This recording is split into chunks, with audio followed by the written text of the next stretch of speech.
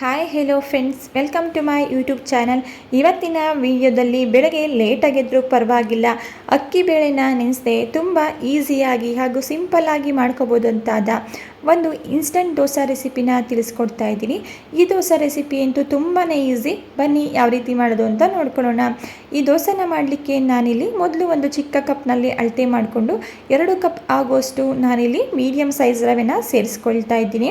ನಂತರ ಇದಕ್ಕೆ ನೀರನ್ನು ಸೇರಿಸಿ ಒಂದು 3 ಸಲ ಇದನ್ನು ನೀಟಾಗಿ ವಾಶ್ ಮಾಡಿಕೊಂಡು ಮತ್ತೆ ರವೆ ಮುಳುಗುವಷ್ಟು ನೀರನ್ನು ಸೇರಿಸಿ 5 ನಿಮಿಷಗಳ ಕಾಲ ಇದನ್ನು ಚೆನ್ನಾಗಿ ನೆನೆಯಲಿಕ್ಕೆ ಬಿಡ್ತಾ ಇದ್ದೀನಿ. ಮಕ್ಳಿಗಂತೂ ದೋಸೆ ಅಂದರೆ ತುಂಬ ಇಷ್ಟ. ಅವರಂತೂ ಹಠ ಮಾಡಿದಾಗ ಈ ರೀತಿ ಒಂದು 10 ನಿಮಿಷದಲ್ಲಿ ಮನೇಲಿ ದೋಸೆ ಹಿಟ್ಟು ಇಲ್ಲ ಅಂದರೂ ಕೂಡ ಈ ದೋಸೆನ ರೆಡಿ ಮಾಡ್ಕೋಬೋದು. ಈಗ ಇದನ್ನು ಪಕ್ಕಕ್ಕೆ ಇಟ್ಕೊಂಡು ನೆಕ್ಸ್ಟ್ ನಾನಿಲ್ಲಿ ಒಂದು ಚಿಕ್ಕ ಕಪ್ಗೆ ಯಾವ ಕಪ್ನಲ್ಲಿ ರವೆನ ಅಳತೆ ಮಾಡಿ ತಗೊಂಡಿದ್ದೆ ಅದೇ ಕಪ್ನಲ್ಲಿ 1 ಕಪ್ ಆಗುವಷ್ಟು ಅವಲಕ್ಕಿನ ಸೇರಿಸ್ಕೊಳ್ತಾ ಇದ್ದೀನಿ. ನೀವಿಲ್ಲಿ ಯಾವ ಅವಲಕ್ಕಿ ಬೇಕಾದರೂ ಬಳಸ್ಕೋಬೋದು.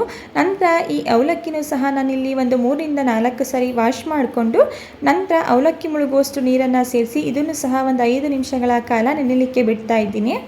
ಅಷ್ಟರಲ್ಲಿ ನಾನು ದೋಸೆಗೆ ಸೂಪರ್ ಕಾಂಬಿನೇಷನ್ ಆಗಿರುವಂತಹ ಪೀನಟ್ ಮತ್ತು ಆನಿಯನ್ ಚಟ್ನಿನ ರೆಡಿ ಮಾಡ್ಕೊಳ್ತಾ ಇದ್ದೀನಿ. ಸೆಟ್ ದೋಸೆಗೆ ಈ ಚಟ್ನಿ ಅಂತೂ ಸೂಪರ್ ಆಗಿರುತ್ತೆ, ತುಂಬಾ ಟೇಸ್ಟಿಯಾಗಿರುತ್ತೆ. ಬನ್ನಿ ಯಾವ ರೀತಿ ಮಾಡೋದು ಅಂತ ನೋಡ್ಕೊಳ್ಳೋಣ. ಗ್ಯಾಸ್ ಸ್ಟವ್ನ ಆನ್ ಮಾಡಿ ಒಂದು ಪ್ಯಾನ್ ಇಟ್ಕೊಂಡಿದ್ದೀನಿ. ಪ್ಯಾನ್ ಬಿಸಿ ಆಗಿದ ನಂತರ 1 ಸ್ಪೂನ್ ಆಗೋಷ್ಟು ಎಣ್ಣೆನ ಸೇರಿಸ್ಕೊಳ್ತಾ ಇದ್ದೀನಿ. ಎಣ್ಣೆ ಬಿಸಿಯಾಗಿದ ನಂತರ ಅರ್ಧ ಟೀ ಸ್ಪೂನ್ ಆಗೋಷ್ಟು ಜೀರಿಗೆ, 1 ಟೀ ಸ್ಪೂನ್ ಆಗುವಷ್ಟು ಉದ್ದಿನಬೇಳೆ, 1 ಇಂಚ್ ಆಗುವಷ್ಟು ಶುಂಠಿನ ಈ ರೀತಿ ಸಣ್ಣದಾಗಿ ಕಟ್ ಮಾಡಿ ಸೇರಿಸ್ಕೊಳ್ತಾ ಇದ್ದೀನಿ. ಇದ್ರ ಜೊತೆಗೆ ಖಾರಕ್ಕೆ ಒಂದು 3 ಹಸಿಮೆಣಸಿನ್ಕಾಯಿನ ಸೇರಿಸ್ಕೊಳ್ತಾ ಇದ್ದೀನಿ. ಹಾಗೆ ಕಲರ್ಗೋಸ್ಕರ ಒಂದು ಚಿಕ್ಕ ಸೈಜಿಂದು 3 ಬಾಡಿಗೆ ಮೆಣಸಿನ್ಕಾಯಿನ ಸೇರಿಸ್ಕೊಳ್ತಾ ಇದ್ದೀನಿ. 4 ಎಸಳಷ್ಟು ಬೆಳ್ಳುಳ್ಳಿ, ಒಂದು ಚಿಕ್ಕ ಸೈಜಿಂದು ಈರುಳ್ಳಿನ ಈ ರೀತಿ ಸ್ಲೈಸ್ ಆಗಿ ಕಟ್ ಮಾಡಿ ಸೇರಿಸ್ಕೊಂಡು ಮೀಡಿಯಮ್ ಫ್ಲೇಮಲ್ಲಿಟ್ಟು ಈರುಳ್ಳಿ ಸಾಫ್ಟ್ ಆಗಬೇಕು, ಅಲ್ಲಿವರೆಗೂ ಇದನ್ನು ಚೆನ್ನಾಗಿ ಫ್ರೈ ಮಾಡ್ಕೊಳ್ಳೋಣ. ನಾವಿಲ್ಲಿ ಸೇರಿಸಿರುವಂತಹ ಈರುಳ್ಳಿ ಹಾಗೂ ಹಸಿಮೆಣಸಿನ್ಕಾಯಿ ಸಾಫ್ಟಾಗಿ ಆಗಬೇಕು, ಆಗ ಚಟ್ನಿ ತುಂಬ ಟೇಸ್ಟಿಯಾಗಿ ಬರುತ್ತೆ. ಒಂದೇ ರೀತಿ ಚಟ್ನಿ ತಿಂದು ಬೇಜಾರಾಗಿದ್ದರೆ ಈ ವಿಧಾನದಲ್ಲಿ ಟ್ರೈ ಮಾಡಿ ನೋಡಿ. ಬರೀ ಚಟ್ನಿನೇ ತಿಂತೀರಾ, ಅಷ್ಟು ರುಚಿಯಾಗಿರುತ್ತೆ. ಮಾಡೋ ಮೆಥಡ್ ಕೂಡ ತುಂಬಾ ಈಸಿ. ಈಗ ನೀವಿಲ್ಲಿ ನೋಡ್ತಾ ಇರ್ಬೋದು, ಈರುಳ್ಳಿ ಕೂಡ ಬೆಂದು ಚೆನ್ನಾಗಿ ಫ್ರೈ ಆಗಿದೆ. ಈಗ ಗ್ಯಾಸ್ ಸ್ಟವ್ನ ಆಫ್ ಮಾಡಿಕೊಂಡು ಇದಕ್ಕೆ ಕೊತ್ತಂಬರಿ ಸೊಪ್ಪನ್ನು ಸೇರಿಸಿ ಮಿಕ್ಸ್ ಮಾಡ್ಕೊಳ್ಳೋಣ. ನಂತರ ಇದನ್ನು ತಣ್ಣಗಾಗಲಿಕ್ಕೆ ಬಿಡಬೇಕು. ಗ್ಯಾಸ್ ಸ್ಟವ್ನ ಆಫ್ ಮಾಡಿ ಕೊತ್ತಂಬರಿ ಸೊಪ್ಪನ್ನು ಸೇರಿಸ್ಕೋಬೇಕು. ಪ್ಯಾನ್ ಬಿಸಿಗೇನೆ ಕೊತ್ತಂಬರಿ ಸೊಪ್ಪು ಸಾಫ್ಟ್ ಆಗಿಬಿಡುತ್ತೆ. ಈಗ ಇದನ್ನು ತಣ್ಣಗಾಗಲಿಕ್ಕೆ ಪಕ್ಕಕ್ಕಿಟ್ಟು ನೆಕ್ಸ್ಟ್ ನಾನಿಲ್ಲಿ ಮತ್ತೊಂದು ಪ್ಯಾನ್ ತೊಗೊಂಡಿದ್ದೀನಿ. ಪ್ಯಾನ್ ಬಿಸಿಯಾಗಿದ ನಂತರ ಇದಕ್ಕೆ ಒಂದು ಚಿಕ್ಕ ಕಪ್ನಲ್ಲಿ 1 ಕಪ್ ಆಗುವಷ್ಟು ಶೇಂಗಾನ ಸೇರಿಸ್ಕೊಂಡು ಫ್ಲೇಮ್ನ ಮೀಡಿಯಮ್ ಫ್ಲೇಮಲ್ಲಿಟ್ಟು ಶೇಂಗಾ ಕಲರ್ ಚೇಂಜ್ ಆಗಬೇಕು. ಕಲರ್ ಚೇಂಜ್ ಆಗಿ ಕ್ರಿಸ್ಪಿ ಆಗಬೇಕು, ಅಲ್ಲಿವರೆಗೂ ಇದನ್ನು ಚೆನ್ನಾಗಿ ಫ್ರೈ ಮಾಡ್ಕೊಳ್ಳೋಣ. ಈಗ ಮೀಡಿಯಮ್ ಫ್ಲೇಮಲ್ಲಿಟ್ಟು ನಾನು ಶೇಂಗಾನ ಚೆನ್ನಾಗಿ ಫ್ರೈ ಮಾಡ್ಕೊಂಡಿದ್ದೀನಿ. ನೀವು ಇಲ್ಲಿ ನೋಡ್ತಾ ಇರ್ಬೋದು, ಶೇಂಗಾ ಕಲರ್ ಕೂಡ ಚೇಂಜ್ ಆಗಿದೆ. ಈಗ ಗ್ಯಾಸ್ ಸ್ಟವ್ನ ಆಫ್ ಮಾಡಿಕೊಂಡು ಫ್ರೈ ಮಾಡಿಟ್ಕೊಂಡಿರುವಂತಹ ಶೇಂಗಾನ ಒಂದು ಪ್ಲೇಟ್ಗೆ ಟ್ರಾನ್ಸ್ಫರ್ ಮಾಡಿ ಇದನ್ನು ಸಹ ತಣ್ಣಗಾಗಲಿಕ್ಕೆ ಬಿಡ್ತಾ ಇದ್ದೀನಿ. ನೋಡಿ, ಶೇಂಗಾ ಮತ್ತು ನಾವು ಫ್ರೈ ಮಾಡ್ಕೊಂಡಿರುವಂತಹ ಈರುಳ್ಳಿ ತಣ್ಣಗಾಗಿದ ನಂತರ ನಾನು ಇದನ್ನು ಒಂದು ಮಿಕ್ಸರ್ ಜಾರ್ಗೆ ಸೇರಿಸ್ಕೊಳ್ತಾ ಇದ್ದೀನಿ. ಇನ್ನು ಈ ಶೇಂಗಾ ಚಟ್ನಿ ಅಂತೂ ತುಂಬಾ ರುಚಿಯಾಗಿರುತ್ತೆ. ನಾವಿಲ್ಲಿ ಎಲ್ಲ ಇಂಗ್ರೀಡಿಯೆಂಟ್ಸ್ನ ಫ್ರೈ ಮಾಡಿ ಸೇರಿಸಿರೋದ್ರಿಂದ ಬೇಗ ಕೂಡ ಹಾಳಾಗೋದಿಲ್ಲ. ನಾವು ಫ್ರೈ ಮಾಡಿಟ್ಕೊಂಡಿರುವಂತಹ ಆನಿಯನ್ನ ಮಿಕ್ಸರ್ ಜಾರ್ಗೆ ಸೇರಿಸಿದ ನಂತರ ನಾವು ಫ್ರೈ ಮಾಡಿಟ್ಕೊಂಡಿರುವಂತಹ ಶೇಂಗಾನು ಸಹ ನಾನಿಲ್ಲಿ ಮಿಕ್ಸರ್ ಜಾರ್ಗೆ ಸೇರಿಸ್ಕೊಳ್ತಾ ಇದ್ದೀನಿ.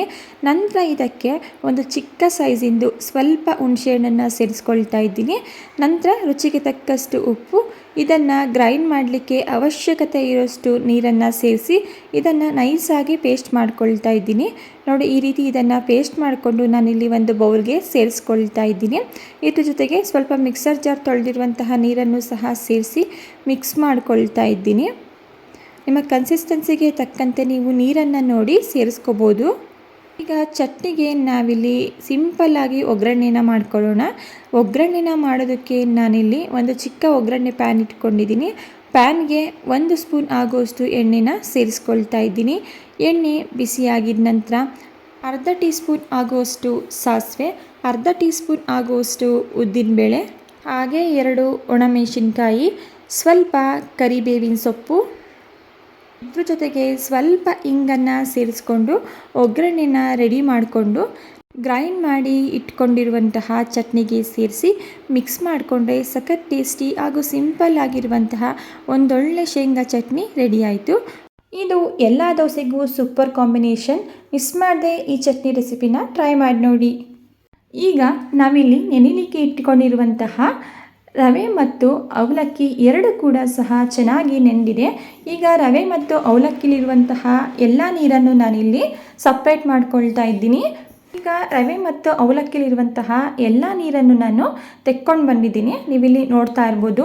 ನಂತರ ನಾನಿಲ್ಲಿ ಒಂದು ಮಿಕ್ಸರ್ ಜಾರ್ಗೆ ನೆನೆಸಿಟ್ಕೊಂಡಿರುವಂತಹ ರವೆನ ಸೇರಿಸ್ಕೊಳ್ತಾ ಇದ್ದೀನಿ.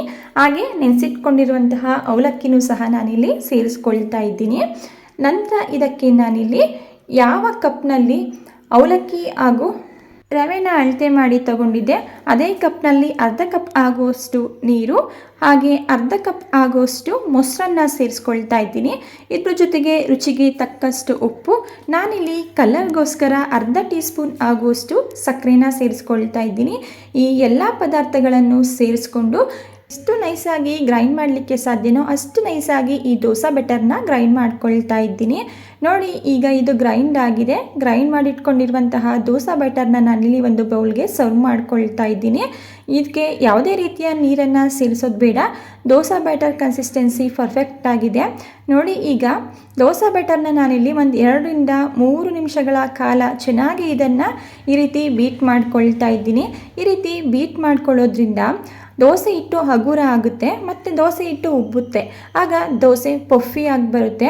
ಆದ್ದರಿಂದ ಒಂದು 2ರಿಂದ 3 ನಿಮಿಷಗಳ ಕಾಲ ಇದನ್ನು ಚೆನ್ನಾಗಿ ಈ ರೀತಿ ಬೀಟ್ ಮಾಡ್ಕೊಳ್ಳಿ. ನಿಮಗೆ ದೋಸೆ ಜಾಸ್ತಿ ಪಫಿ ಆಗಬೇಕು ಅಂತ ಹೇಳಿದರೆ ಈ ಜಾಗದಲ್ಲಿ ನೀವು ಸ್ವಲ್ಪ ಕುಕ್ಕಿಂಗ್ ಸೋಡಾ ಅಥವಾ ಬೇಕಿಂಗ್ ಸೋಡಾನ ಸೇರಿಸ್ಕೋಬೋದು. ನಾನಿಲ್ಲಿ ಯಾವುದೇ ರೀತಿಯ ಸೋಡಾನ ಸೇರಿಸ್ತಾ ಇಲ್ಲ. ಈಗ ದೋಸೆ ಹಿಟ್ಟು ಕೂಡ ರೆಡಿಯಾಗಿದೆ. ಈ ಕಡೆ ನಾನು ತವಾನು ಸಹ ಬಿಸಿಯಾಗಲಿಕ್ಕೆ ಇಟ್ಟಿದ್ದೆ. ಈಗ ತವಾ ಕೂಡ ಬಿಸಿಯಾಗಿದೆ. ನಾನಿಲ್ಲಿ ದೋಸೆನ ಹಾಕ್ಕೊಳ್ತಾ ಇದ್ದೀನಿ. ನಾನಿಲ್ಲಿ ಸೆಟ್ ದೋಸೆನ ಮಾಡ್ತಿರೋದ್ರಿಂದ ಸ್ವಲ್ಪ ದಪ್ಪದಾಗಿಯೇ ದೋಸೆನ ಹಾಕ್ಕೊಳ್ತಾ ಇದ್ದೀನಿ. ನಿಮಗೆ ಯಾವ ರೀತಿ ಬೇಕಾದರೂ ಸರಿ ಆ ರೀತಿ ಈ ದೋಸೆನ ಹಾಕೋಬೋದು. ನೀವಿಲ್ಲಿ ನೋಡ್ತಾ ಇರ್ಬೋದು ದೋಸೆ ಎಷ್ಟು ಸೂಪರಾಗಿ ಓಲಾಗಿ ಬರ್ತಿದೆ ಅಂತ ಹೇಳಿ. ಸೊ ನಂತರ ಇದಕ್ಕೆ ನಾನು ಮನೇಲೇ ಮಾಡಿಟ್ಟುವಂತಹ ಸ್ವಲ್ಪ ಬೆಣ್ಣೆನ ಸೇರಿಸ್ಕೊಳ್ತಾ ಇದ್ದೀನಿ. ನೀವು ಎಣ್ಣೆ, ಬೆಣ್ಣೆ, ತುಪ್ಪ ಯಾವುದನ್ನಾದರೂ ಸಹ ಸೇರಿಸ್ಕೊಂಡು ದೋಸೆನ ಮಾಡ್ಕೋಬೋದು. ನೋಡಿ, ನಂತರ ನಾನಿಲ್ಲಿ ಒಂದು ಲಿಡ್ಡನ್ನು ಕ್ಲೋಸ್ ಮಾಡಿ ಮೀಡಿಯಂ ಫ್ಲೇಮಲ್ಲಿ ಇಟ್ಟು 2 ನಿಮಿಷಗಳ ಕಾಲ ಚೆನ್ನಾಗಿ ಇದನ್ನು ಬೇಯಿಸ್ಕೊಂಡಿದ್ದೀನಿ. ನೀವಿಲ್ಲಿ ನೋಡ್ತಾ ಇರ್ಬೋದು ದೋಸೆ ಎಷ್ಟು ಸೂಪರಾಗಿ ಕಲರ್ ಬಂದಿದೆ ಅಂತ ಹೇಳಿ. ನಂತರ ಇದನ್ನು ತಿರುಗಿಸ್ಕೊಂಡು ಬೇಯಿಸ್ಕೊಳ್ತಾ ಇದ್ದೀನಿ. ನೀವಿಲ್ಲಿ ನೋಡ್ತಾ ಇರ್ಬೋದು ಎಷ್ಟು ಸಾಫ್ಟಾಗಿ ಸ್ಪಾಂಜಿ ಥರ ದೋಸೆ ಬಂದಿದೆ ಅಂತ ಹೇಳಿ. ಸೊ ಅದೇ ರೀತಿ ನಾನಿಲ್ಲಿ ಮತ್ತೊಂದು ದೋಸೆನ ಹಾಕಿ ತೋರಿಸ್ತಾ ಇದ್ದೀನಿ.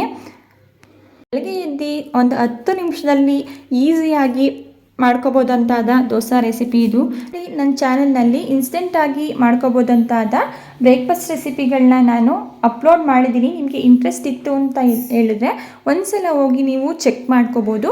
ಈಗ ನಾವು 2ನೇ ಬಾರಿ ಸೇರಿಸ್ಕೊಂಡಿರುವಂತಹ ದೋಸೆ ಕೂಡ ಚೆನ್ನಾಗಿ ಬೆಂದಿದೆ. ಈಗ ನಾನಿಲ್ಲಿ ರೆಡಿ ಮಾಡಿ ಇಟ್ಕೊಂಡಿರುವಂತಹ ದೋಸೆನ ಚಟ್ನಿ ಜೊತೆ ಸರ್ವ್ ಮಾಡ್ಕೊಳ್ತಾ ಇದ್ದೀನಿ. ಟೇಸ್ಟಲ್ಲಿ ನೋ ಕಾಂಪ್ರಮೈಸ್, ಅಷ್ಟು ಸೂಪರಾಗಿರುತ್ತೆ. ಓಕೆ ಫ್ರೆಂಡ್ಸ್, ನೋಡಿದ್ರಲ್ವಾ ಇವತ್ತಿನ ಇನ್ಸ್ಟೆಂಟ್ ದೋಸೆ ರೆಸಿಪಿ ಹಾಗೂ ಚಟ್ನಿ ರೆಸಿಪಿ ನಿಮಗೆ ಇಷ್ಟ ಆಗಿದೆ ಅಂತ ಭಾವಿಸ್ತಾ ಇದ್ದೀನಿ. ಇಷ್ಟ ಆಗಿದ್ದರೆ ಇದೇ ರೀತಿ ಸಿಂಪಲ್ ಹಾಗೂ ಟೇಸ್ಟಿ ರೆಸಿಪಿಗಳು ನಿಮಗೆ ಬೇಕು ಅಂದರೆ ದಯವಿಟ್ಟು ಚಾನಲ್ನ ಸಬ್ಸ್ಕ್ರೈಬ್ ಮಾಡಿಕೊಂಡು ಚಾನಲ್ಗೆ ಸಪೋರ್ಟ್ ಮಾಡಿ. Thank you for watching it.